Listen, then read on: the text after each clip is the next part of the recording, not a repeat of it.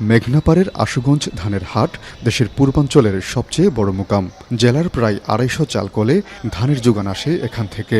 হাওড়াঞ্চলের কৃষকদের ধান এনে মোকামে বিক্রি করেন ব্যবসায়ীরা।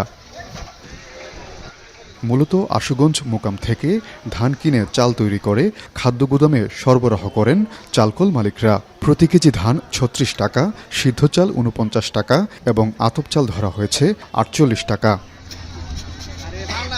গত মাসে টানা বৃষ্টি ও উজানের ঢলে হাওরে ব্যাপক ক্ষতি হয় ধানের। দীর্ঘ সময় পানিতে নিমজ্জিত থাকায় নষ্ট হয় ধানের গুণাগুণ। ফলে এসব ধানের চাল দুর্গন্ধের পাশাপাশি লাল বর্ণের হয়ে যাচ্ছে। এতে করে নিম্নমুখী হচ্ছে ধানের দাম। এতে কৃষক ও ব্যবসায়ীরা যেমন লোকসানে, তেমনি যথাসময়ে সরকারের লক্ষ্যমাত্রার শতভাগ চাল সংগ্রহ নিয়েও শঙ্কা তৈরি হয়েছে।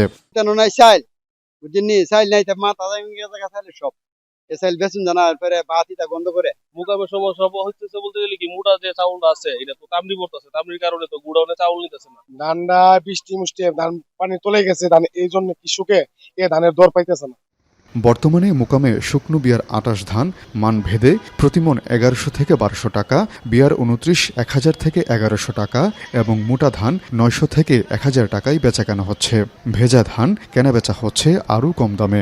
হাওরে ধানের ক্ষতির বিষয়টি বিবেচনায় নিয়ে খাদ্য গুদামে লাল বর্ণের চাল গ্রহণের দাবি চালকল মালিকদের। লেবার আমরা কাজ না হওয়াতে আমরা লেবারের দিন মজুরি আমরা পাই না। এই যে আমরা শ্রমিকরা ১০০-২০০ শ্রমিকরা চলি, মোকাম বাড়ি যাওয়াতে লেবার কোনো কাজ নাই।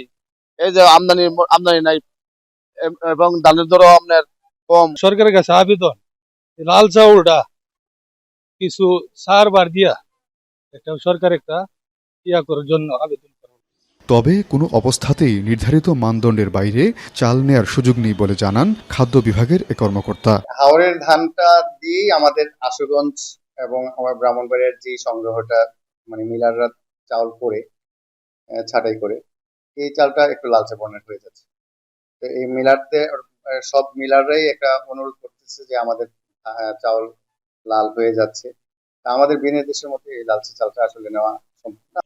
চলতি বুড়ো মৌসুমে ব্রাহ্মণবাড়িয়ায় ১১,০৫৫ টন ধান এবং ৬৯,২৭২ টন সিদ্ধ ও ৪,৯৯৩ টন আতপ চাল সংগ্রহের লক্ষ্যমাত্রা নির্ধারণ করেছে খাদ্য বিভাগ। আজিজুল সঞ্চয়, এখন ব্রাহ্মণবাড়িয়া।